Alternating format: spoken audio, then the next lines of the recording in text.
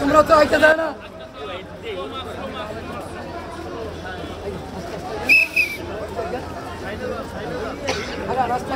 দেখি ক্যামেরা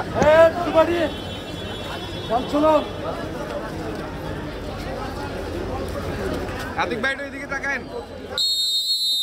আজকে সাবেক ফ্যাসিস্ট হাসিনার মন্ত্রিসভার উন্নত অবৈধ মন্ত্রী সালমান এফ রহমান এবং অ্যাডভোকেট আনিসুল হক এবং ঢাকা উত্তরের অবৈধ মেয়র আতিকুল ইসলাম এবং জামাল মোস্তফা এদেরকে এবং জসিমউদ্দিন মোল্লা এদেরকে মিরপুর থানার একটি হত্যা মামলা বৈষম্য ছাত্র আন্দোলনের সময় যে মামলা হত্যা হয়েছিল মাহফুজুর রহমান তাকে মিরপুরে গোলচক্করে তাকে 19/7/24 তারিখে গুলি করে হত্যা করা হয়।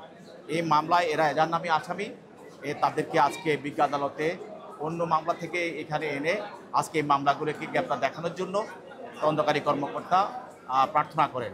যেহেতু তারা এজাহারনামী আসামি এবং ঘটনার সঙ্গে তারা প্রাথমিকভাবে জড়িত ছিল তাদেরকে এজাহারভুক্ত করা হয়েছিল এবং তাদেরকে এই মামলায় গ্রেপ্তার দেখানো হয়েছে এবং পরবর্তী তাকে জিজ্ঞাসাবাদ করার জন্য আমরা পরবর্তীতে পদক্ষেপ নেব।